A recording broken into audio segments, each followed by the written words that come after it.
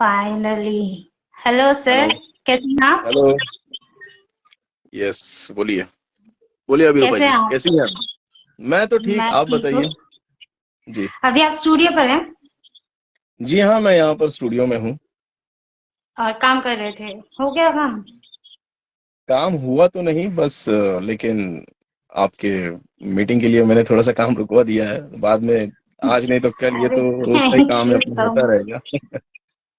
Thank you जी। So much, thank you इसके लिए। जी। वैसे अक्टूबर के बाद तो ये हम मिल रहे हैं, तो वो तो हो गया अचानक से मिलना। थैंक गॉड जी। कि आप यहाँ हाँ। आए और हम मिल पाए।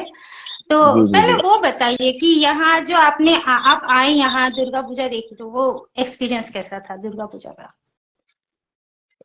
मैंने सोचा नहीं था कि मतलब कभी जिंदगी में ये मौका मिलेगा मुझे दुर्गा पूजा देखने का, लेकिन मेरी फील्ड के थ्रू ही मुझे ये मौका मिल गया देखने के लिए, क्योंकि बंगाली जो वेंडर हैं यहाँ पर मुंबई में। हम्म। हालांकि बंगाली बहुत सारी फिल्में मैं हिंदी में डब मुंबई में ही करता हूँ, लेकिन जी। एक ऐसा मौका मिल गया कि उन्होंने कहा कि आपको कैलकाटा आके डब करना है। कंटिन्यूअस 3-4 फिल्म्स हैं, तो 3 फिल्में मैंने डब की। 4 दिन लेके आ जाओ। और मेरा नसीब देखिए कितना अच्छा कि दुर्गा पूजा का वक्त था, और उसी समय दशहरे के पहले उनको काम भी पूरा खत्म करना था। तो मैं जी आया, जी जी। और आने के बाद फिल्में भी डब हुई। फिल्में सुबह शुरू होती थी और शाम को काम खत्म हो जाता था। उसके बाद फिर होटल पे जाके फ्रेश होके फिर उसके बाद मैं निकल जाता था। तो दोनों चीजें मैंने की, अपना काम भी कर लिया और दुर्गा पूजा का जो माहौल था वो भी देखना मुझे नसीब हुआ। बहुत ही प्यारे, बहुत ही बड़े, बहुत ही सुंदर सुंदर पंडाल दुर्गा पूजा के। और जी। वाकई अच्छा लगा मुझे वो सब देखकर। बहुत सारे पैंडल्स देखे होंगे आपने, है ना? बहुत सारे पंडाल देखे। अच्छा। जी। जी। और देखिए यहाँ बंगाल में तो सबने आपकी जो मूवीज है, सबसे सबसे फेवरेट सबकी मूवी आजकल जो है वो KG 1 और हम्म। 2 है। तो सबने जी। हिंदी में ही देखा है। कुछ लोग होते हैं जिनको पता होता है वो लैंग्वेज, उस लैंग्वेज में देखते हैं। मैं आपसे ये पूछना चाहती हूँ कि कुछ लोग ना ऐसा होते हैं जो बोलते हैं कि डब्ड मूवीज मत देखो, जो जी। ऑथेंटिक होता है उसी लैंग्वेज में देखो। उसी में आप समझ सकते हो, क्योंकि डब लैंग्वेज में बहुत कुछ चेंज हो जाता है। तो आपका इस बारे में क्या ओपिनियन है? मतलब अगर आप साउथ फिल्मों की बात कर रही हैं, आप मतलब जैसे कोई भी, जैसे कि मैं बताती हूँ, इंग्लिश मूवीज भी होती हैं। कुछ लोग ऐसे पूछते हैं कि इंग्लिश मूवीज इंग्लिश में ही देखो। अगर इंग्लिश नहीं आती है, ऐसी बात है तो सब यही सोचते हैं कि इंग्लिश नहीं आती है तभी लोग हिंदी में देखते हैं, वरना लोग हिंदी डब मूवीज नहीं देखते। तो ऐसा ऐसा ऐसी सोच रखने वाले लोगों से आप क्या कहना चाहेंगे कि हमेशा कहते हैं ना ऑथेंटिक होता है, उसमें ऑथेंटिसिटी होता है कि जिस लैंग्वेज में वो मूवी बनी है उसी लैंग्वेज में देखो, डब्ड क्यों देख रहे हो? ऐसे लोग होते हैं, तो इनको आपको कुछ कहना है? नहीं, अभी अपनी अपनी पसंद होती है। कोई पूरी मूवी इंग्लिश में देखना चाहेगा। वैसे ज्यादातर जहां तक मुझे लगता है, तो हमारे देश में जितना क्राउड है उसमें ज्यादातर क्राउड जो है वो हिंदी में ही देखना पसंद करेगा, क्योंकि सारा हमारा जो बेल्ट है, कैसे बताऊं, जैसे महाराष्ट्र से ऊपर जो सारा, फिर गुजरात, MP, फिर उसके ऊपर यूपी, बिहार, हरियाणा, यहाँ तक कि कश्मीर तक, नेपाल, बांग्लादेश, तो इतने बाकी के आस पड़ोस के जो 3-4 जो देश हैं, तो ये सभी हिंदी में ही देखना पसंद करते हैं।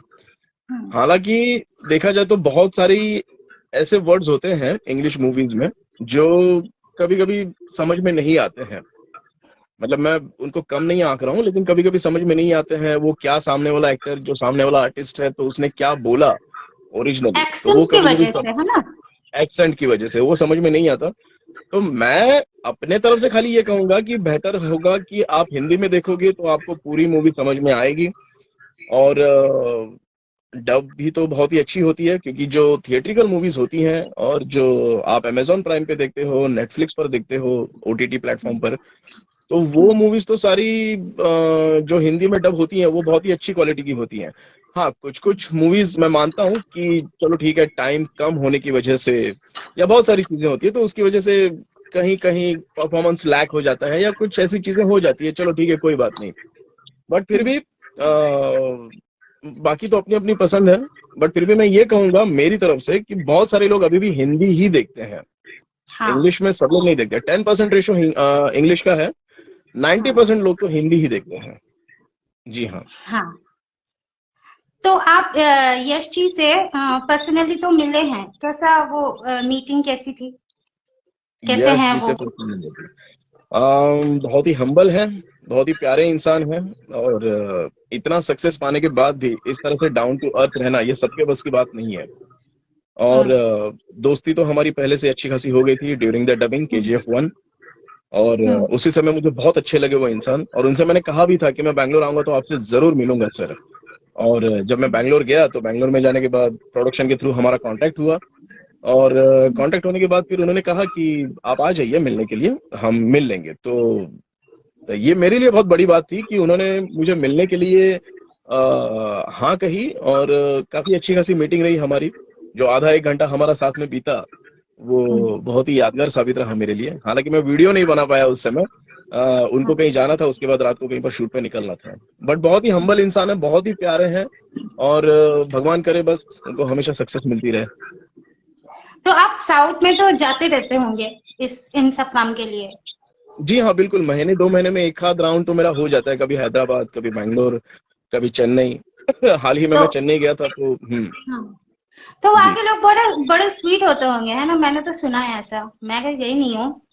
जी हाँ, बहुत ही स्वीट होते हैं, बहुत अच्छे होते हैं। और बाहर से कोई इंसान अगर आ रहा है तो उसकी मेहमान नवाजी किस तरह से करनी चाहिए, क्या, बड़े शांति प्रिय हैं। मतलब बहुत अच्छे से जानते हैं कि किस तरह से सामने वाले का दिल रखना है वगैरह, ये सारी चीजें हैं उनमें। बहुत अच्छे हैं लोग वो। तो डब करते हुए कुछ ऐसा कोई इंसिडेंट होगा, कोई सिग्निफिकेंट इंसिडेंट जो आपको याद आ रहा है, ऐसा कुछ है? साउथ में। यही केजीएफ या साउथ? हाँ, केजीएफ की मैं बात कर रही हूँ अभी फिलहाल, तो मैं केजीएफ की ही बात कर रही हूँ। तो ये मूवी जब आप डब कर रहे थे, कुछ एक सिग्निफिकेंट ऐसा कुछ इंसिडेंट, कुछ ऐसा कुछ हुआ होगा जो आपको याद है? नहीं, ऐसे सिग्निफिकेंट इंसिडेंट मतलब प्रॉपर इंसिडेंट जैसे तो कि मैं नहीं। बोल रही हूँ कि जैसे यश जी सामने बैठे होंगे, प्रशांत जी सामने बैठे होंगे, उस वक्त आपको जब गाइड कर रहे होंगे, तो वैसा कोई इंसिडेंट उस वक्त का कुछ बताइए। हम्म हर इंसान का अपना अपना माइंड होता है। और हम्म। अब चलो, बड़ी फिल्म है तो बड़ी हम्म। फिल्म जब डब होती है तो हम्म। उस समय हमने जो कर दिया वही सही है, ऐसा तो बिल्कुल नहीं बोला जा सकता। हम्म। प्रशांत सर साथ में बैठते थे डबिंग के लिए, और जब वो मेरे साथ बैठे तो तब पता चला कि कितनी गहराई में और चले जाना चाहिए। हालांकि डबिंग बहुत अच्छे से की हमने, लेकिन कितनी गहराई में चले जाना चाहिए। अब कुछ कुछ जगहों पे क्या हुआ, हालांकि ऐसा हुआ कि प्रशांत जी किसी काम के कारण बाहर चले गए। और उस समय वो सीन हमने कर दिया। वो सीन कर जाने के बाद प्रशांत जी आ गए। आने के बाद बहुत सारी चीजें होती है, कभी उनका फोन आ जाए या फिर कभी उनको बाहर चले जाना पड़े या उनका आगे का शेड्यूल बात करनी पड़े, तो उसमें एक हाथ दो सीन ऐसे छूट जाता था। डब मैं कर देता था लेकिन उनका देखने का छूट जाता था। तो अच्छा। उसके बाद क्या होता था फिर, यश सर शाम को वो सीन वापस देखते थे कि कैसा हुआ है, डब कैसा हुआ है। जी। अब उसके बाद क्या होता था कि यश भाई बोलते थे अरे इसमें ये लैकी हो गया, इसमें थोड़ा सा लैक ये लग रहा है, इसमें थोड़ा सा ऐसा होना चाहिए, वैसा होना चाहिए। फिर वो चीज वापस करो, वापस करने के बाद हालांकि हम लोग फ्रस्ट्रेट और ये सब, मतलब ऐसा डिप्रेशन, मतलब बोलते हैं ना एक टेंशन आ जाना, ऐसा तो कुछ भी नहीं। भाई आप जैसा बोलोगे हम वैसा करने के लिए तैयार हैं। लेकिन फिर ये चीजें थोड़ी सी होती थी कि अ, अगर प्रशांत जी को वो चीज पसंद है तो यश भाई थोड़े से डाउटफुल होते थे, और हाँ। यश भाई कभी डाउटफुल होते थे तो प्रशांत जी कभी कभी ऐसे हो जाते थे। लेकिन फिर ठीक है, दोनों का ताल में जोड़ के सारी चीजें फिर इसीलिए उन्होंने मेरे से टाइम भी ज्यादा ले रखा था। मतलब लगभग एक फिल्म की डब के लिए कितना समय लगता है, हम लोग जाते हैं तो एक शिफ्ट में पूरा हो जाता है। लेकिन इसके लिए मैं पूरा एक हफ्ता साथ में लेके चला गया था। ऐसा है। अब इंसिडेंट की बात करें तो एक इंसिडेंट ऐसा हुआ था कि 3 से 4 दिन बाद मेरा पेट बहुत खराब हो गया था। वो इसलिए खराब हो गया था क्योंकि उस स्टूडियो का सांभर राइस मुझे बहुत ज्यादा पसंद आ गया था, और वो मैंने ज्यादा खा लिया था। और वहां का लोकल अचार एक बना हुआ था, वो मैंने ज्यादा खा लिया था। वो ज्यादा खाने की वजह से रात को पता नहीं मेरा पेट खराब हो गया। पेट खराब होने की वजह से दूसरे दिन मैं डब नहीं कर पाया। प्रशांत जी आके बैठे हुए हैं स्टूडियो में, उनको पता ही नहीं कि मेरा पेट खराब हुआ है वगैरह सब कुछ, और उस दिन डब कैंसिल करनी पड़ी। मुझे बहुत बुरा लगा ये कि मेरी वजह से डब कैंसिल हो रही है, लेकिन ठीक है, फॉरगेट इट। उन्होंने बोला कि कोई बात नहीं, आर्टिस्ट आदमी है तो आदमी का कभी ना कभी थोड़ा यस, सा, वो तो है। हाँ, हेल्थ खराब हो जाएगा, ये सारी चीजें। तो ये एक इंसिडेंट हो गया था जो बहुत ही शर्मनाक था मेरे लिए, अच्छा नहीं लगा, लेकिन फिर भी ठीक है। जो था उन्होंने संभाल लिया, तो इसी से उनकी एक हम्बलनेस भी पता चलती है, वो कितने अच्छे लोग हैं ये भी पता चलता है। तो बस यही था, एक्सपीरियंस तो काफी बढ़िया था वो। तो चलो, फिल्म तो बहुत अच्छे से हो गई, फिल्म हिट भी हो गई। तो जी पहले फिल्म जब आई थी तो बहुत ज्यादा हिट हुई थी, है ना? तो ऐसी जी। फिल्म जब बनती है कि बहुत ज्यादा हिट हो जाती है, जैसे कि ये फिल्म, फिर कांतारा, इस तरह की फिल्में, तो आपके आपके ऊपर जब दूसरी फिल्म आती है या उसका दूसरा पार्ट आता है या ऐसा कुछ, या आपको पता होता है कि ये फिल्म बहुत ही ज्यादा हिट है और आपको ये डब करना होता है, तो प्रेशर महसूस होता है जब आप डब करते हैं? हाँ, प्रेशर तो नहीं, एक जिम्मेदारी आ जाती है कि अभी फर्स्ट में हमने जो काम किया था और वो इतनी ज्यादा हिट हो गई, तो अभी ऐसा है कि सेकंड में अपने को और ज्यादा इसमें बहुत अच्छे से परफॉर्म करना है, ताकि वही फेम और वही इसकी क्वालिटी ये बरकरार रहे, वही की वही बनी रहे। और हालांकि पूरा का पूरा जो क्रू है, फिर डायरेक्टर से लेके और भी एसोसिएट डायरेक्टर, जो भी ये सब लोग जो होते हैं, तो ये सब लोग भी मेहनत करने लग जाते हैं। अब हालांकि मैं उसमें लीड कैरेक्टर कर रहा हूँ, तो ज्यादा फोकस मेरे ऊपर देते थे वो लोग। तो ओके, ज्यादा फोकस सो मेरे ऊपर देते थे, तो हाँ, हाँ, बोलिए बोलिए। ज्यादा फोकस मेरे ऊपर देते थे तो मेहनत भी मेरी ही ज्यादा होती थी, वैसा हो जाता था। अदर कैरेक्टर्स के ऊपर भी ज्यादा फोकस होता था, ऐसा नहीं है, लेकिन चलो, हीरो की लाइंस हैं, हीरो की पंच लाइन है, तो जो जो पंच लाइन है वो उनको पता होती थी कि ये सामने की पंच लाइन है, तो उसके ऊपर वो लोग ज्यादा बोलते हैं ना, अपना कंसंट्रेशन ज्यादा डालते थे कि इस लाइन को कम से कम 10 से 15 इमोशंस में बोलो, अलग अलग वेरिएशंस में बोलो, फिर जो अच्छा लगेगा वो लोग बाद में रख लेंगे एडिट के टाइम। ये सारी चीजें होती हैं। जी, तो जिम्मेदारी तो तो है ही। आप, हाँ, तो हम्म, आप ये सब जब आपका डब हो जाता है, आप अपनी फिल्म, अपनी डब की हुई फिल्म, आप जाके थिएटर्स में देखते हैं? जी बिल्कुल, बड़े कॉलर टाइट करके देखता हूँ। तो उस वक्त जब लोगों को शायद पता नहीं होता होगा, स्क्रीन पे तो वो यशी को देख रहे हैं, लेकिन एक्चुअली सुन आपको रहे हैं, तो धीरे धीरे वो आपने हैप्पी बर्थडे टू यू ऐसे शुरू किया आपने, फिर लोग चिल्लाना शुरू कर दिया, तो आप उन्हीं के बीच में बैठे हो फैंटम बन के, कैसा लगता है उस वक्त? आ, बस खड़ा होकर दुनिया को बोल दूं कि देखो मेरी आवाज सुनो, थिएटर में मेरी आवाज गूंज रही है, ये सब मन में आता है बोलने का, लेकिन ऐसे तो नहीं कर सकते, वो अलग पागलपन हो जाएगा। लेकिन बड़ा अच्छा लगता है कि लोगों की सीटियां बज रही हैं, लोग तालियां बजा रहे हैं, लोग अपने डायलॉग पर इतने खुश हो रहे हैं और इतना अच्छा रिस्पॉन्स मिल रहा है। तो ये सब देख के और ये सब महसूस करके बड़ा अच्छा लगा था उस समय। और इसीलिए वो देखने के लिए कि लोग कैसे रिस्पॉन्स कर रहे हैं, लोग कैसे खुश हो रहे हैं, वो देखने के लिए मैं KGF 1, KGF 2 ये दोनों फिल्में मैंने 4 बार देखी थी थिएटर में जाके, और हमेशा वही रिस्पॉन्स। हाँ, फिल्म की गर्मी हाँ, हमेशा वही बनी रही। जी बिल्कुल ये कम तो नहीं अभी हुई। अभी हाँ, ये फिल्म अभी है ओटीटी पे है, तो अभी जब हम देखते हैं ये फिल्म, तो उतना ही एक्साइटमेंट हर एक सीन के उतना बाद, ही अच्छा ऐसा है। लगता है इस सीन के बाद ये आने वाला है, वैसा ही एक एक्साइटमेंट हमारे जी अंदर भी जी जी रहता जी। है। अच्छा, एक बात बिल्कुल बिल्कुल। बताइए, जब आप डब करते हैं तब फिल्म का बीजीएम आपको सुनाई देता है, यानी कि बैकग्राउंड म्यूजिक आप डब करते वक्त सुनते हो, कान में बजता है? थिएटर में तो अब भाई देखिए, डॉल्बी सिस्टम बहुत ही, अब ये भी थिएटर की क्वालिटी पे होता है। जैसे आप PVR में जाओगे हम्म। तो आपको BGM बहुत अच्छे से सुनाई देगा। हाँ। नॉर्मल थिएटर में कोई जाओगे तो थोड़ा सा उसमें असर पड़ेगा, लैग थोड़ा सा होगा, बट नहीं, हाँ, BGM आप तो जब सुनाई देता डब है। कर रहे आप जब डब कर रहे होते हो, तब अच्छा अच्छा, आपके कान ओके। में वो बीजीएम बजता है क्या?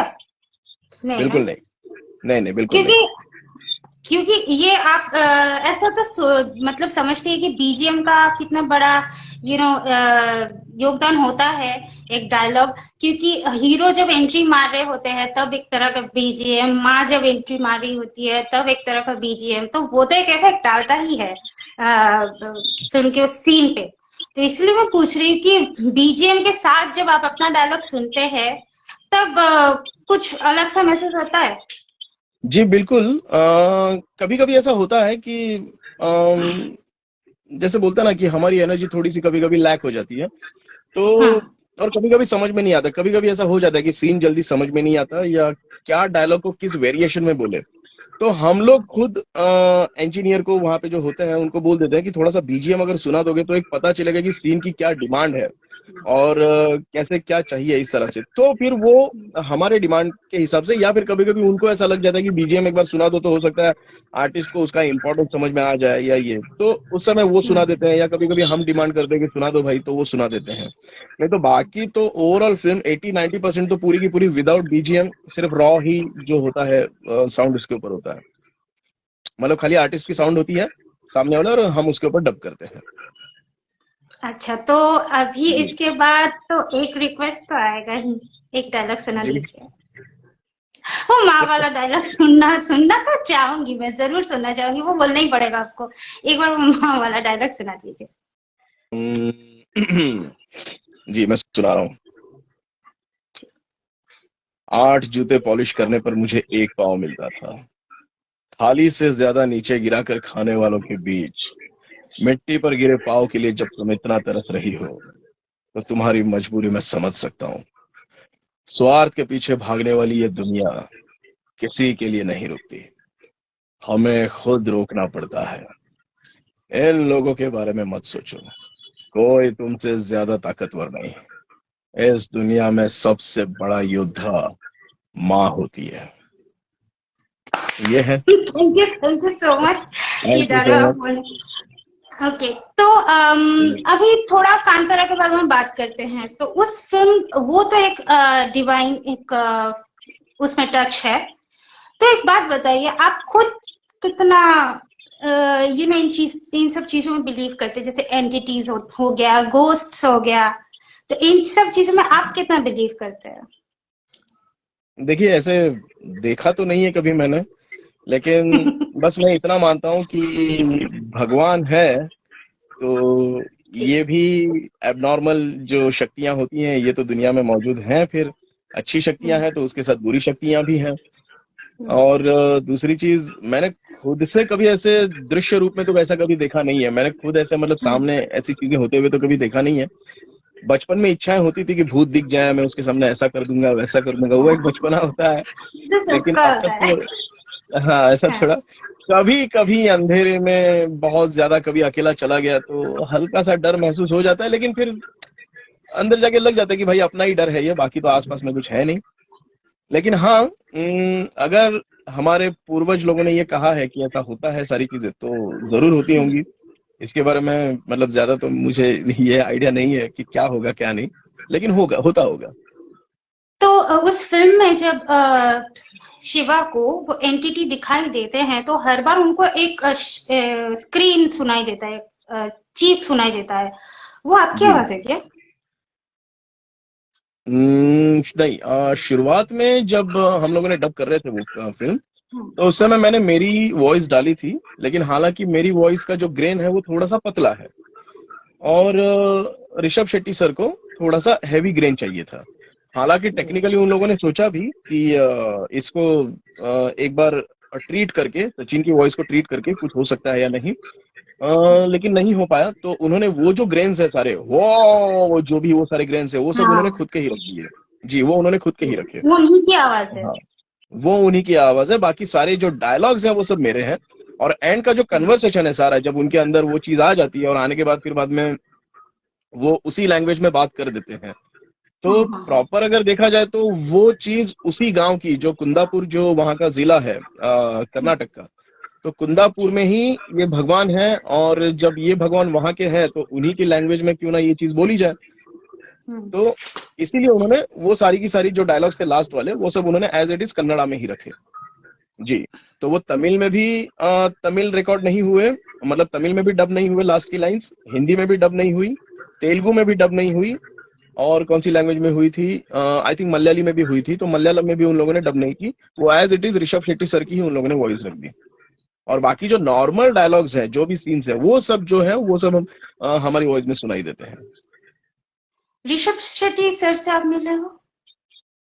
जी हाँ, डब के टाइम तो वो साथ में ही बैठे थे, कांतारा वन की।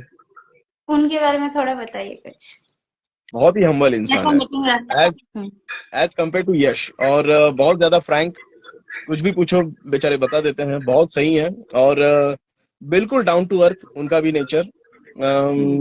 कभी किसी चीज के लिए ना नहीं बोलेंगे, अगर आप मिलने की उनसे जिद कर दो तो टाइम निकाल के मिलेंगे ही वो। क्योंकि जब बैंगलोर में जब इसके लिए बुलाया था इन लोगों ने, जब इसके 100 डेज कंप्लीट हो गए थे इस फिल्म के, तो उस समय जी। अलग से टाइम निकाल के, पूरा मैं देख रहा था कि कितना बिजी माहौल था उनका, लेकिन उसमें से भी टाइम निकाल के वो हमसे मिलने के लिए नीचे आए। हमने बैठ के आराम से बातें की, 10-15 मिनट हमने साथ में बिताए, और उसके बाद तो मैं निकल गया था। लेकिन उससे उनका एक हम्बलनेस पता चला कि भाई, तो वाकई एक हम्बल इंसान, एक डाउन टू अर्थ इंसान ही इतना आगे जा सकता है, ये मैं दावे के साथ बोल सकता हूँ। तो बहुत, दोनों भी बहुत अच्छे हैं, यश भाई भी बहुत अच्छे हैं और ऋषभ भाई भी बहुत अच्छे हैं। तो अच्छा, एक बात आपने बोला कि आपने कभी भूत के बारे में कभी ना देखा है, ना सोचा है, ना कुछ। तो उनका जो वो सीन था, वो 20 मिनट्स, जब उनको उन्हीं भाषा, उसी भाषा में बात करे, कन्नड़ा भाषा में बात कर रहे थे, और उनको ऐसे दिखाया जा रहा था कि वो पोजेस्ड है, वो वाली सीन के बारे में थोड़ा बताइए, कैसा लगा आपको वो सीन? मतलब डब करते समय। उसमें तो कोई डर तो था नहीं, जब वो पोजेस्ड हो गए थे और उनपे वो ऐसे कांप रहे थे, वो सीन, वो बहुत ही ज्यादा जो सीन था ना, बहुत ही ज्यादा इंटेंस वो सीन, जिसमें वो एंड वाला सीन, पोजेस्ड एंड थे, वाला सीन। एंड वाला, वो जिसमें वो जी हाँ। पोजेस्ड थे, उस सीन के हाँ। बारे में आपका क्या ख्याल है? उसमें तो कुछ डब अ, तो नहीं किया गया होगा, क्योंकि वही, वो उसी भाषा में है, क्योंकि उनको वो एंटिटी तब उन पर हावी थे, वो पंचोली जो भी है, हाँ, तो उन पर हम्म। हावी थे। तो वो उस सीन के बारे में, वो जब सीन देखते हैं हमको तो थोड़ा गूज़बम्स आता है वो सीन देखते वक्त। आप उस सीन के बारे में थोड़ा अपना रिएक्शन दीजिए। अपना रिएक्शन तो मेरा यही रहेगा कि फिल्म हिट होने के पीछे 90% सिर्फ और सिर्फ एंड के जो 5 मिनट्स हैं, जब उनमें वो हाँ, गूजबम्प आ जाता है, वहां से लेके एंड में विलन को वो मार देते हैं। मार यस देने के यस, बाद फिर वो सॉन्ग, उसके बाद वो सॉन्ग शुरू हो जाता है, तो सॉन्ग में वो एक, सॉन्ग, क्या हाँ, सॉन्ग है, वो बहुत सॉन्ग अच्छा बहुत है। जबरदस्त, वो म्यूजिक। तो एंड के जो 10 मिनट्स ले लीजिए, जब उनके अंदर गूजबम्प आ जाता है वो, और वहां से एंड तक, एंड क्रेडिट तक, वही सीन 90% फिल्म के हिट होने के पीछे उसी का पूरा योगदान है। बाकी फिल्म भी बहुत अच्छी बनी है, लेकिन मैं कहूंगा कि फिल्म जो हिट हुई है वो सिर्फ ऋषभ शेट्टी जी का लास्ट का जो परफॉर्मेंस है, उसके ऊपर उन्होंने सारा का सारा चीज, सारी फिल्म उसी पे उन्होंने खींच ली लास्ट में। तो हम अभी रिक्वेस्ट करेंगे कि आप वो रोशनी वाला डायलॉग एक बार सुना दीजिए, हो सकता है क्या? मुझे याद तो नहीं है वो लाइन, खाली रोशनी रोशनी याद है। अगर आप मुझे बता देंगी तो मैं ये कर सकता हूँ। लाइंस आपको याद है? लाइंस मुझे भी ठीक से याद हाँ, नहीं है। तो हालांकि यूट्यूब पर जो अभी सेकंड कंतारा का जो ये आया था फर्स्ट लुक, और उसके बाद मेरे ख्याल से टीजर जो आया था, तो हम्म उसमें वो लाइन मेरी है। हम्म तो मैं जी। दिखाती हूँ आपको, जी। रुकिए। Goodness of glycerin and moisturizing oil protects your skin against dryness. Nivea Creme.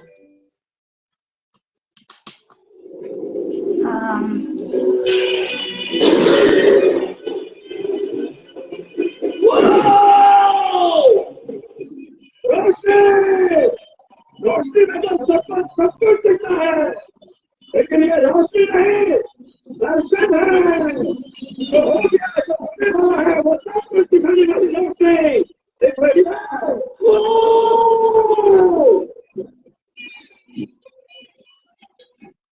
ये वाली डायलॉग ये लिखना सुनाई पड़ेगा एक दिया बार आपको? मुझे पूरा। सुनाई दिया। रोशनी, रोशनी में तो सब कुछ दिखता है, और आगे हाँ, मुझे लिखना पड़ेगा, ये लाइन मुझे लिखनी पड़ेगी।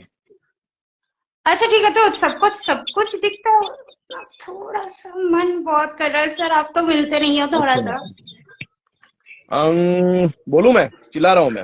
हाँ हाँ हाँ हाँ हाँ, यस। रोशनी, रोशनी में तो सबको सब कुछ दिखता है, ये वो लाइन थी। उसके बाद की मुझे याद नहीं है जी। Awesome, too good.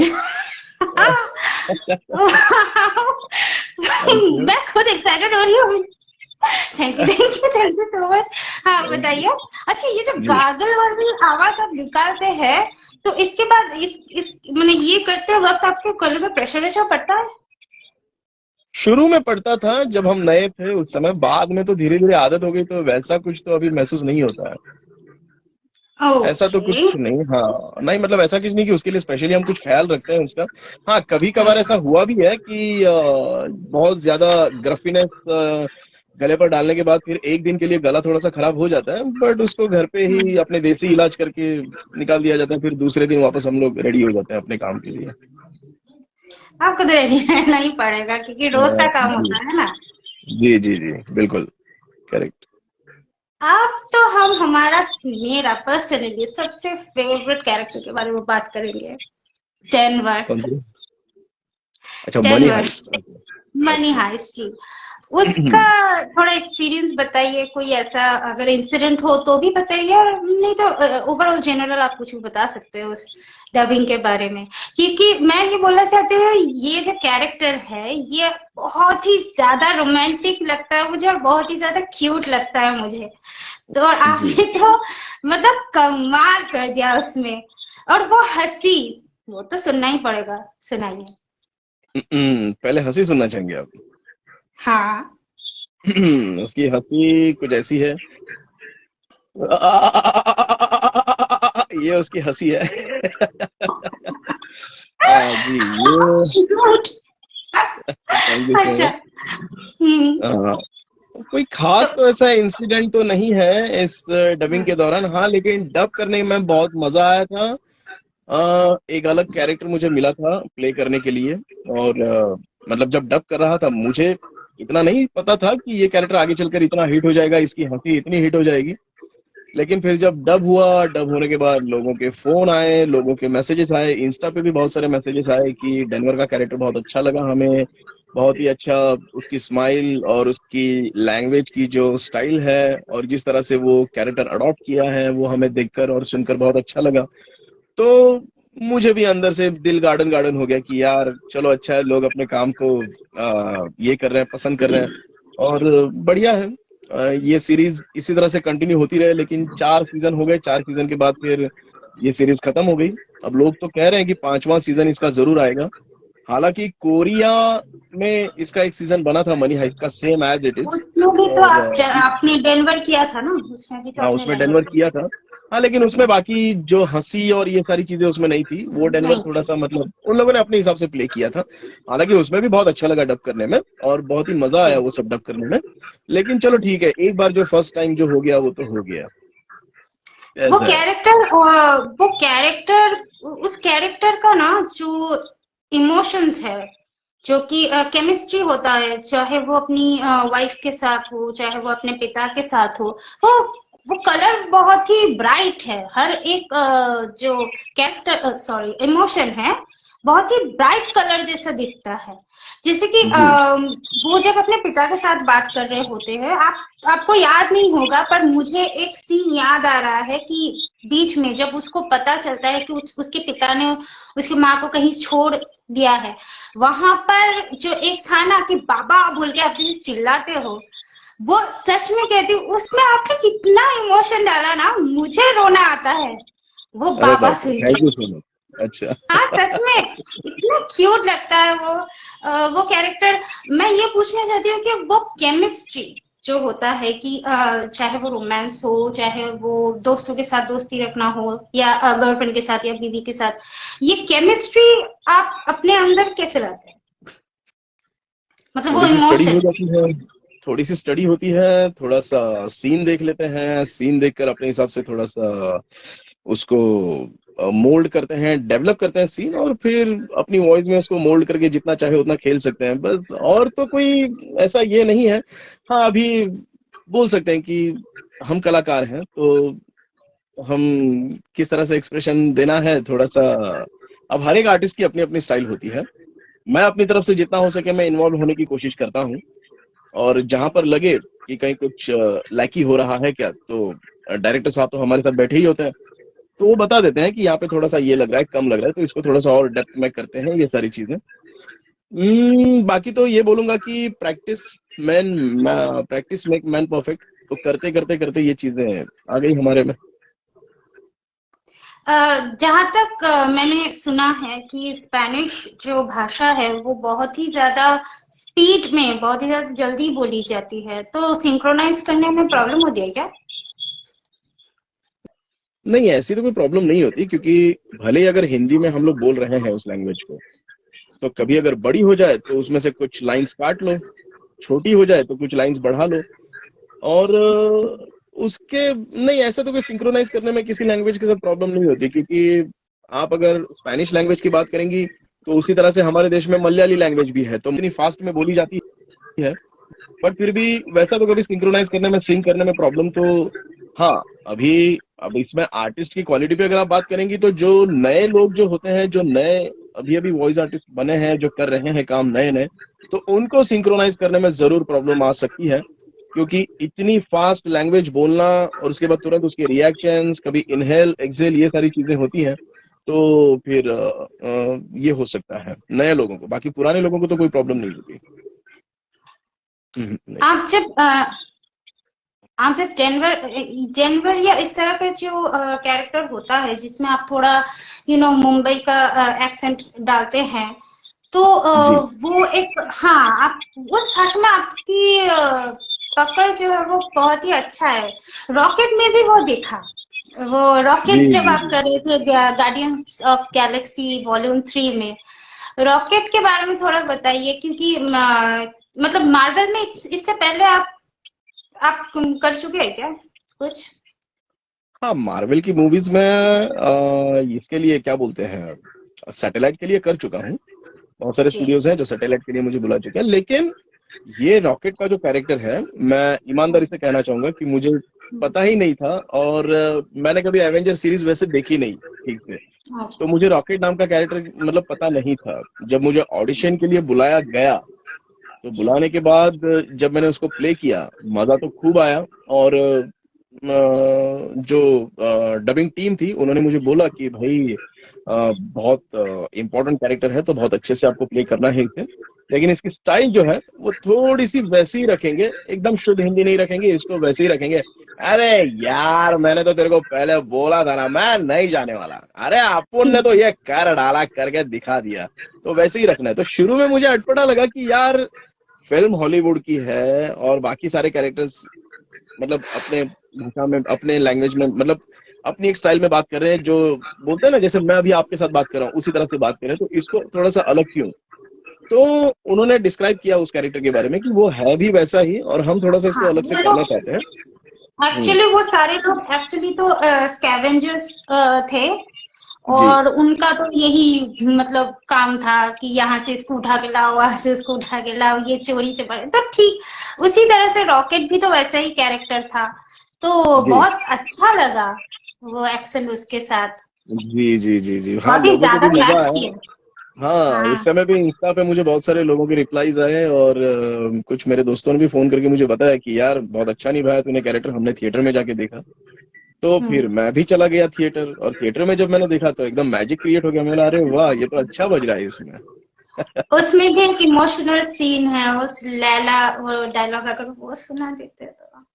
नहीं, इसकी लाइंस मुझे मैडम याद नहीं है, सो सॉरी। अगर आप मुझे लाइंस बता देंगी तो मैं, चाहिए तो मैं कर सकता हूँ। नहीं, वो लैला उसके बाद वो बोलता है कि मेरी वजह से तुम लोग मारे गए बोलकर रोने लगता है, वो वाली सीन जो एंड में थी। हम्म, मुझे देखना पड़ेगा एक बार, अगर आपके पास है तो। हाँ, मैंने एक बार आपको भेजा था वो क्लिप, क्योंकि वो मुझे अ, सीन बहुत अच्छा लगा था।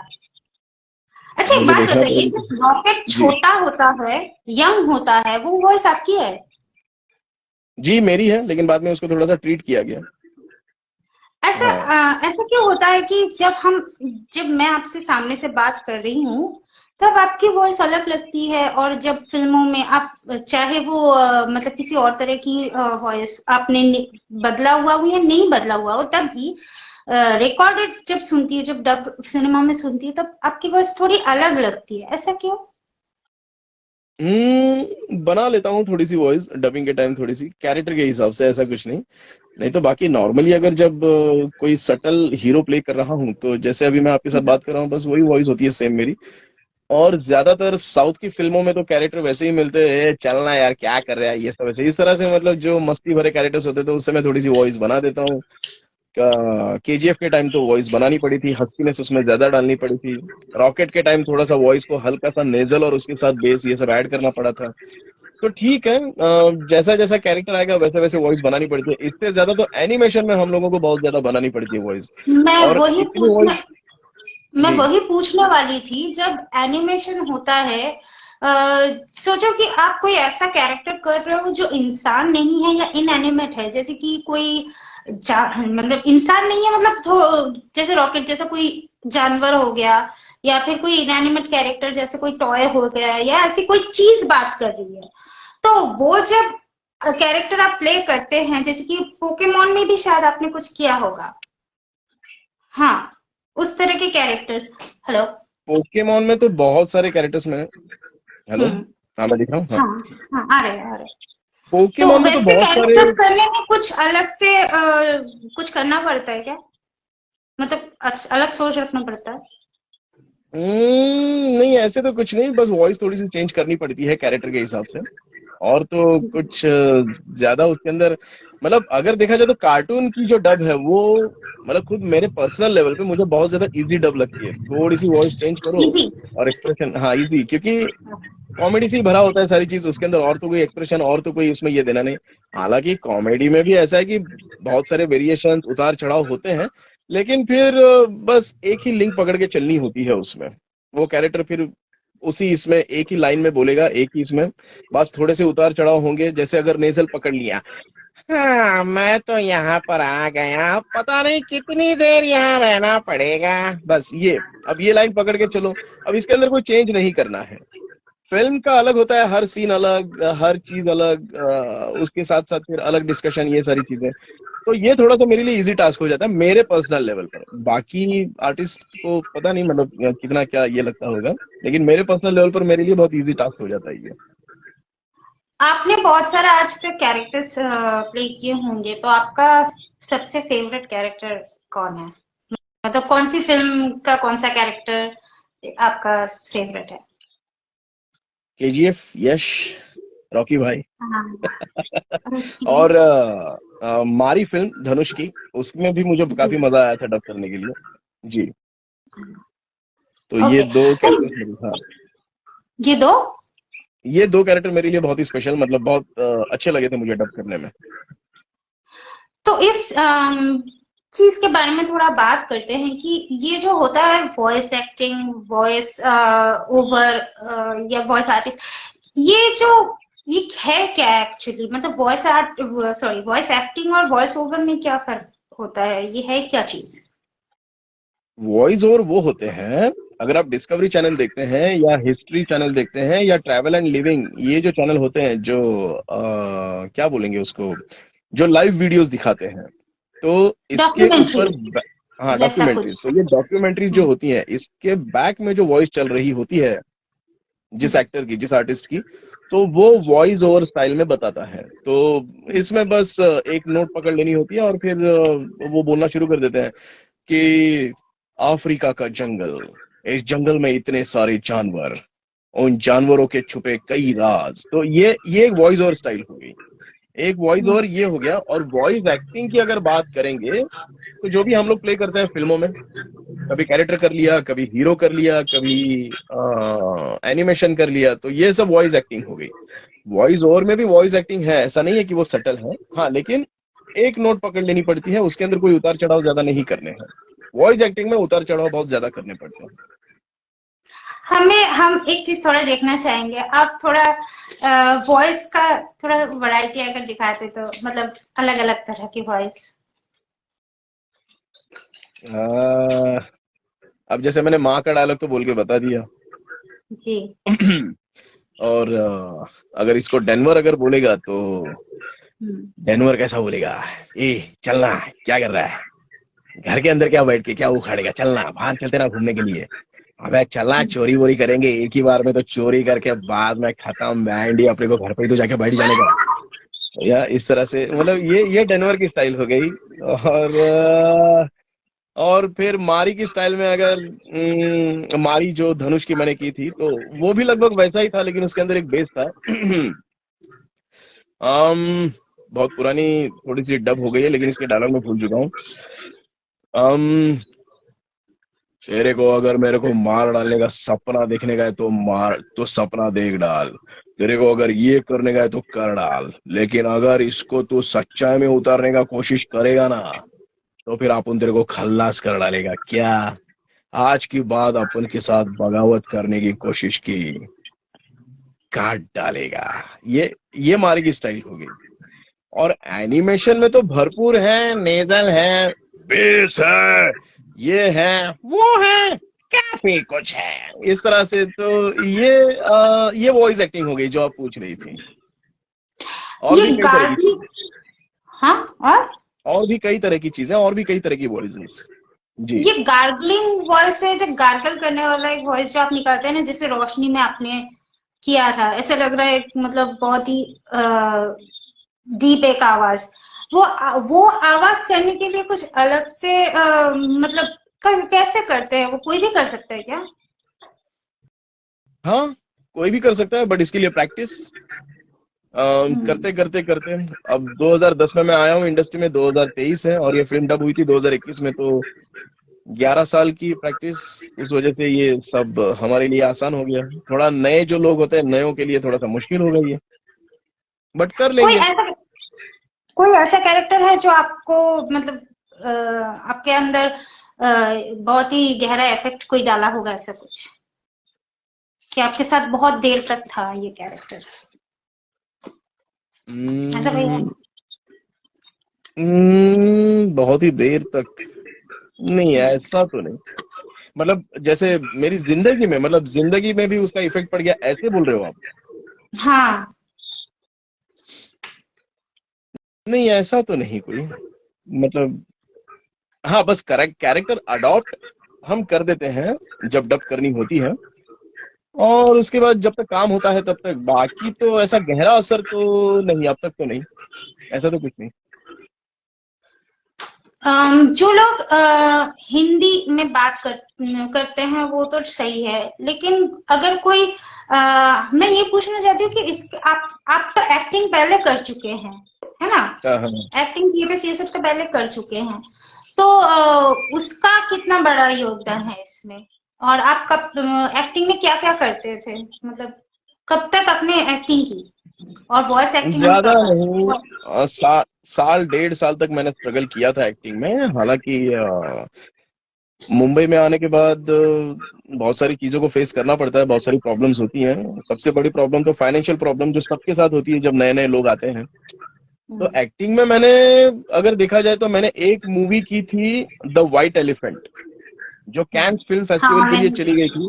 जी, जो कैंस फिल्म फेस्टिवल के लिए गई थी, और नीना गुप्ता जी के साथ मुझे कैरेक्टर प्ले करने का मौका मिला था। नीना गुप्ता उनका जी मेरे बेटा। उसमें, हाँ, मैं उनका बेटा बना था, वो मेरी माँ बनी थी। तो काफी अच्छी मूवी थी वो, एनएफडीसी और एनडीटीवी प्रोडक्शन की थी। और बड़ा मजा आया था काम करने के लिए। मैं केरला गया था शूट के लिए, और काफी अच्छा एक्सपीरियंस रहा। और उनके साथ भी काफी अच्छा टाइम बीता। उन्होंने बहुत कुछ सिखाया मुझे उस समय, नीना गुप्ता जी ने। हालांकि वो एक ही मीटिंग थी, और बहुत साल पुरानी बात है ये बात है 2007 2008 की बात है ये। उसके बाद मैंने एक और मराठी सीरियल की। जी।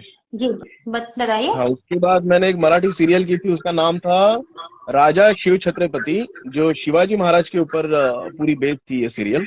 तो उसमें मैंने अफजल खान के बेटे की भूमिका निभाई थी, जिसका नाम था फैजल खान, फाजल खान। हाँ सर। वो भूमिका मैंने निभाई थी, और उसकी शूट तो लंबी चली थी, 2-3 महीने पूरी शूट चली थी उसकी। एक मराठी नाटक मैंने प्ले किया था उसी दौरान, जिसका नाम था ज्ञानोबा माझा, जो संत ज्ञानेश्वर जो महाराष्ट्र के संत थे, उनके ऊपर ये बेस थी। ऐसे मैं किसी राज्य से तुलना नहीं करना चाहूंगा, संत तो संत होते हैं। हम्म। तो हम्म। उनके ऊपर, उनकी लाइफ के ऊपर ये स्टोरी थी, और उसके अंदर मैंने लीड कैरेक्टर निभाया था। बाकी तो देखा जाए तो कॉलेज टाइम में, और उसके बाद कॉलेज टाइम में, और उसके बाद जब मैं पनवेल में रहता था, तो उस समय मैं बहुत सारे प्लेस किया करता था, बहुत सारे डांस शोज में मैं हिस्सा लिया करता था। तो इच्छा तो यही थी कि मुझे एक्टर बनना है, मुझे कुछ ना कुछ इसी इंडस्ट्री में करके दिखाना है। अच्छा, आप डांस करते थे? जी, कॉलेज के फंक्शन में मैं डांस में हिस्सा लेता था, और मुझे ऋतिक तो रोशन के डांस उस समय बहुत अच्छे लगते थे। ऋतिक रोशन के जी। वो आप तो करते कॉलेज थे? में, हाँ जी, मैं करता था उस समय। अच्छा, जी हाँ, कॉलेज में परफॉर्मेंस किया था आपने? कॉलेज में परफॉर्म करता था मैं, हर साल मैं हिस्सा लेता ही था। सर, ये कैमरा या स्टेज पे एक्टिंग करना और ये वॉइस एक्टिंग करना, इन दोनों चीजों में डिफरेंस कितना है? और कौन सा ज्यादा, पूछना तो नहीं चाहिए पर मैं पूछ रही हूँ कि कौन सा ज्यादा आसान होता है, या ऐसा आसान तो कुछ भी नहीं होता बट कंफर्टेबल होता है आपके लिए, या दोनों में डिफरेंस क्या होता है आपके लिए, एक एक्टर के लिए? नहीं, दोनों चीजें लगभग अगर देखा जाए तो डिफरेंस तो नहीं है, दोनों सेम ही है। कैमरे हम्म। पर एक्टर जो है वो अपनी बॉडी लैंग्वेज से और अपने फेशियल एक्सप्रेशन से परफॉर्म कर रहा है। जी। Back to the camera, dubbing की बात की जाए तो डबिंग में भी वो एक्टर उतने ही तन्मयता से अपना सारा योगदान दे रहा है अपनी वॉइस एक्टिंग के थ्रू। हम्म। वॉइस एक्टिंग में भी उसको उतना ही परफॉर्मेंस डालना पड़ता है, और तभी चीज खिल के आती है। और मैं इसके अंदर कोई तो डिफरेंस नहीं कर सकता, क्योंकि इसके अंदर कोई डिफरेंस है ही नहीं। जो एक क्या बोलेंगे इसको, एक्चुअल एक्टिंग है एफर्ट। कैमरे के सामने, हाँ, जो एक एक्चुअल एक्टिंग है कैमरे के सामने, वही same as it is actual acting voice acting में भी है।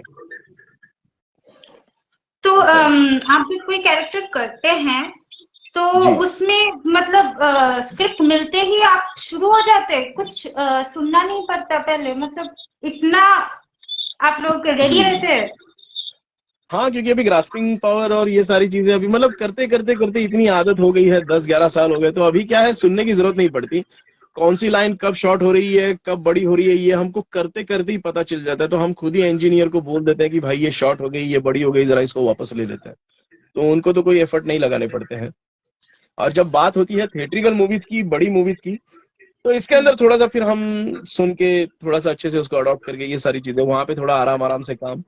लेकिन बाकी जो होते हैं, बाकी जो दूसरे डब्स होते हैं, तो उसके अंदर तो कोई सुनने की जरूरत नहीं पड़ती, वो तो फिर चलो हम लोग सीधे शुरू हो जाते हैं। हाथ में स्क्रिप्ट होती है, सामने सीन चल रहा होता है, दनादन चालू। हम्म। मैं ये पूछना चाहती हूँ कि बहुत लोग ऐसे सोचते जी हैं कि जैसे कि बहुत लोगों को हिंदी, जैसे बहुत लोगों को हिंदी ठीक से आती नहीं है। ठीक है, अब जी जी। जैसे कि हिंदी ठीक से आती नहीं, अगर नहीं बोलूंगी, हिंदी उनकी भाषा नहीं है, पर ये चीज बहुत अच्छी लगती है। और वैसे भी कुछ लोग होते हैं, जैसे सबको इंग्लिश में उतना अच्छा पकड़ तो होता नहीं है। सो इंग्लिश में पकड़ होना जरूरी होता है इस चीज के लिए, नहीं, एक्टिंग के ऐसा तो लिए, कुछ डबिंग नहीं के है। लिए? हम मतलब डरने इंग्लिश की में मतलब, जरूरत नहीं है? नहीं नहीं, मतलब वो इतना तो लोग कुछ डर के नहीं। पीछे आ जाए अगर कि नहीं, मुझे इंग्लिश नहीं आती, उतना फ्लुएंट इंग्लिश मुझे बोलना नहीं आता है, तो ये काम मैं नहीं कर सकता, ऐसा सोच रखना सही है क्या? नहीं नहीं नहीं, ऐसा कुछ नहीं है। इंग्लिश चलो ठीक है, कुछ वर्ड्स जो होते हैं वो थोड़ा सा कभी कभी बोलने में फंबलनेस वगैरह हो जाती है, लेकिन ऐसी कोई इसके अंदर ये नहीं है, लिमिट नहीं है कि आपको इंग्लिश आनी ही चाहिए बहुत अच्छी। हाँ, यह है कि अगर आपको इंग्लिश अच्छी आती है, तो फिर आपको इंग्लिश वॉइस ओवर्स और जो इंग्लिश में डब्स होती हैं उसके अंदर काम अच्छा मिलने की गुंजाइश हो जाती है। लेकिन अगर देखा जाए तो हमारे देश में हिंदी लैंग्वेज अगर आती है आपको, तो आपको काम जरूर मिलेगा। मतलब जो भी वॉइस एक्टर जो आते हैं उनको कोई ऐसा डर पालने की जरूरत नहीं है कि हमें इंग्लिश आना बहुत जरूरी है वगैरह वगैरह, ऐसा तो कुछ है नहीं। बहुत तरह के इमोशंस होते हैं, कोई ऐसा ऐसा इमोशन है जो आपको लगता है, जैसे लोग कहते हैं लोगों को हंसाना बहुत ज्यादा, सबसे ज्यादा डिफिकल्ट होता है, तो जो जी जी। कॉमेडी सीन्स होती है उसमें या किसी ऐसे सीन में आपको प्रॉब्लम होता है वो इमोशन पकड़ने में, ऐसा कुछ? कभी कभी थोड़ा सा हो जाता है प्रॉब्लम, हम्म। ज्यादातर तो नहीं। हाँ, कभी कभी थोड़ा सा प्रॉब्लम हो जाता है कि कॉमेडी अगर बहुत ज्यादा डेप्थ में जा रही है, तो फिर थोड़ा सा उसके ऊपर स्टडी करनी पड़ती है, डबिंग डायरेक्टर के साथ बैठ के थोड़ा सा चर्चा करनी पड़ती है। हम्म। और खेल के तो आ ही जाती है चीज, क्योंकि जब तक खेल के नहीं आएगी तब तक डायरेक्टर आगे बढ़ते नहीं है। और उनको जब जी। तक मजा नहीं आएगा, क्योंकि वही चीज बाद में लोगों तक पहुंचने वाली है, तो ज्यादातर तो नहीं लेकिन कभी कभी प्रॉब्लम आ जाती है। ऐसा जरूरी नहीं है कि हर कैरेक्टर में प्रॉब्लम आ जाएगी। जैसे अभी मैं वैनिला किशोर नामक एक कैरेक्टर प्ले करता हूँ साउथ की मूवीज में। शुरू जी। शुरू में प्रॉब्लम आ जाती थी, लेकिन बाद में हम लोगों ने एक टोन पकड़ लिया कि इसका टोन हम लोग अभी यूं ही ऐसे ही करेंगे। तो जो भी फिल्मों में आएगा वैनिला किशोर, तो वैनिला किशोर का मैं एक सर्टेन टोन दे दूंगा। तो बस वो सर्टेन टोन मैंने फॉलो किया, अभी कोई प्रॉब्लम नहीं आती उसको डब करने में। अभी क्या हो गया है कि आप लोगों के बहुत सारे फैंस हैं और अभी बहुत सारे लोग ऐसा है कि इस प्रोफेशन को इसको परस्यू करना चाहते हैं। तो आप क्या कहना चाहेंगे उनको, कोई टिप देना चाहेंगे? जैसे कि कोई अगर करना चाहता है, वॉइस आर्टिस्ट बनना चाहता है, तो उसको क्या करना पड़ेगा और उसमें क्या क्या ऐसा क्वालिटीज होनी चाहिए? आइए, जरूर आइए, स्ट्रगल कीजिए। और क्या कहते हैं, ये फील्ड काफी अच्छी है। एज अ करियर लेवल पे अगर आप सोच रहे हैं तो काफी अच्छी ये फील्ड है। हमारा जो करियर बना इसी से बना। हाँ, बस ये है कि आपका डिक्शन बहुत ही क्लियर रहे, आपकी हिंदी जो है वो बहुत ही साफ रहे, आपकी जो भी मातृभाषा है वो बहुत ही क्लियर और साफ रहे। हिंदी मैंने इसलिए कहा क्योंकि हिंदी का काम ही ज्यादा है, क्योंकि हमारे देश में आज भी ज्यादातर लोग हिंदी ही देखते हैं। और उसके साथ साथ बात जब आती है परफॉर्मेंस की, तो परफॉर्मेंस तो चलो काम करते करते धीरे धीरे इंडस्ट्री संभाल ही लेगी। बस ये है कि आपको डिक्शन और परफॉर्मेंस, इस पर थोड़ा सा ज्यादा काम करना पड़ेगा। इसके लिए आपको किताबें हमेशा पढ़नी पड़ेंगी, और जो जो अच्छी अच्छी मूवीज जो डब हुई हैं वो आपको देखनी पड़ेंगी, जिससे आपको पता चले कि एक्चुअल परफॉर्मेंस क्या होता है। और खुद को जांचने के लिए कभी कभी होता है ना कि आप अपने मोबाइल का साउंड रिकॉर्डर चालू कर दीजिए और उसके ऊपर थोड़ा सा हिंदी बोल के देख लीजिए कि आपकी हिंदी कैसी है, आप कैसे परफॉर्म करते हैं। तो ये छोटा थोड़ा सा एक अभ्यास होता है जो करना पड़ता है, तो इससे आप अपने आप को आंक सकते हो। तो इसमें ये जो डबिंग है, ये डबिंग की जो दुनिया है, इसमें मतलब अगर कोई आना चाहे, जैसे कि कोई सिंगर बनना चाहे, तो वैसे बन सकते, कोई कंपटीशन, तो यहाँ कितना कंपटीशन है? अभी कंपटीशन बढ़ गया है मैडम, क्योंकि थोड़ा सा क्या है, पता नहीं क्यों, लेकिन मैं जब 10 साल पहले जब हम लोग डब किया करते थे, तो सर्टेन कुछ चेहरे दिखाई देते थे, किसी भी स्टूडियो में हम लोग जाते थे। अभी ऐसा हो गया कि बहुत सारे नए नए लोग इंडस्ट्री में आ चुके हैं। तो कंपटीशन तो बस इसी बात का है कि अब देखिए, काम भी बढ़ गया है, ऐसा नहीं है कि काम नहीं बढ़ा है। काम है इंडस्ट्री में, क्योंकि जब हम लोग करते थे तो उस समय खाली साउथ की मूवीज होती थी। अभी ऐसा है कि ओटीटी एप्स आ गए, तो ओटीटी एप्स आने की वजह से काम भी बढ़ गया है, आर्टिस्ट भी बढ़ गए हैं। लेकिन चलो ठीक है, उतना तो असर नहीं है। आखिरकार डबिंग इंडस्ट्री जो है वो सबको पाल ले रही है, किसी का खर्चा तो चल जा रहा है, कोई बहुत अच्छा कमा ले रहा है, कोई भूखा नहीं मर रहा है। यहाँ पर ये फील्ड तो इतना तो दे देती है कि यहाँ कोई भूखा तो नहीं रहेगा, इतना तो है। भले ही कंपटीशन है, सारी चीजें हैं, लेकिन इंडस्ट्री में सबको सब कुछ मिल ही जा रहा है। जी। अभी रिसेंटली एक चीज बहुत डरा रही है सबको, वो है एआई। आपने रिसेंटली देखा होगा कि हाँ। उदित नारायण जी का गाना हम्म। मोहम्मद रफी जी की आवाज में सुनाई दे रही है।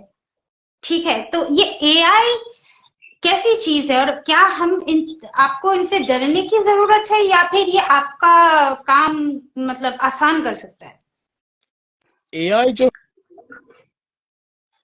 डरने की वैसे कुछ जरूरत नहीं है। एआई से डरने की कोई जरूरत नहीं है, क्योंकि टेक्नोलॉजी है, टेक्नोलॉजी तो आएगी ही। जब हमारे पिताजी या फिर हमारे जो लोग हैं, हाँ, हमारे जो लोग हैं, तो ये पुराने लोग जो थे, तो उस समय इतनी टेक्नोलॉजी नहीं थी, उस समय भी उनका काम चलता था।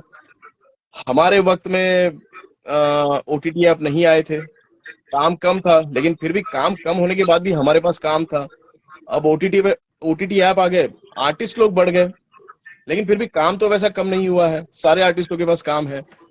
टेक्निकली बात की जाए तो एआई जो है, जब एआई आएगा, एआई आ तो चुका है, और ये अभी नहीं आया हुआ है, ये बहुत पुरानी चीज है जो एआई आया हुआ है। लेकिन इससे जी। डरने की कोई जरूरत नहीं है।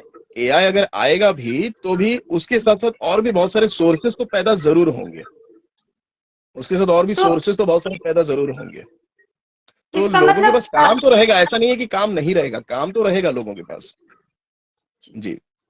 तो ये मैं ये पूछना चाहती हूँ कि ये वॉइस, जैसे कि वॉइस का काम तो आपका भी है, सिंगर्स का भी है, तो मैं ये पूछना चाहती हूँ कि ये आपका काम, तो आपने कहा कि इससे डरने की जरूरत नहीं है, मतलब ये काम किसी का तो ले नहीं रहा, बट क्या इससे आपका काम एनहेंस हो रहा है, कुछ एनहेंसमेंट हो रहा है इससे, मतलब कुछ मदद मिल रही है इससे, नहीं, मतलब फिलहाल तो अभी तक तो इसका यूज क्या फिलहाल है एक्चुअली?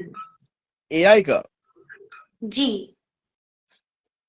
एआई का यूज तो मुझे भी एग्जैक्टली उतना पता नहीं है, लेकिन अभी हम्म। तक तो काम पर कोई असर नहीं पड़ा है। आगे चल के 4-5 साल जब बीत जाएंगे, थोड़ा सा जब ये और ज्यादा इम्प्रूव करेगा तो पता जी। चलेगा कि इसके अंदर से क्या क्या चीजें निकल के आ रही हैं और काम के ऊपर क्या असर पड़ता है। अभी तो सारी चीजें न्यूट्रल जा रही हैं। जो पहले हमारा 10 साल पहले भी काम चलता था वो अभी भी चल रहा है, उतना कुछ खासा फर्क तो नहीं पड़ा है हमारे काम के ऊपर या बाकी आर्टिस्टों के भी काम के ऊपर, ऐसा कोई खासा फर्क तो नहीं पड़ा है, सब कुछ सही जा रहा है। तो आपके पास कोई ऐसा कभी कैसा ऐसा कोई रिक्वेस्ट आता है कि सर मैं ये डबिंग करना चाहता हूँ या मैं डबिंग करना चाहती हूँ, आप मुझे कोई टिप्स ट्रिक्स ऐसा कुछ बता दीजिए या मदद कर दीजिए, तो ऐसा होता है आपके पास, ऐसा रिक्वेस्ट आता है? जी हाँ, जी होता है। तो जी जी, रिक्वेस्ट आती है हाँ, बहुत सारी, तो मैं बस बता देता हूँ आप उनको उनको कि क्या इसमें वॉइस पर गाइडेंस काम करते देना कैसे। चाहेंगे, अगर कोई ये परस्यू करना चाहता है, उसको आप क्या गाइडेंस देना चाहेंगे? वही जो मैंने अभी थोड़ी देर पहले बोला कि आप अपने डिक्शन पर काम कीजिए, डिक्शन आप अपना अच्छा रखिए और हम्म। जितना हो सके हम्बल रहिए। काम तो चलो मिलेगा आगे चलकर। थोड़ा सा शुरू शुरू में डिप्रेशन आ जाता है, जो हमको भी आता था पहले पहले शुरू में, जब काम नहीं मिलता था।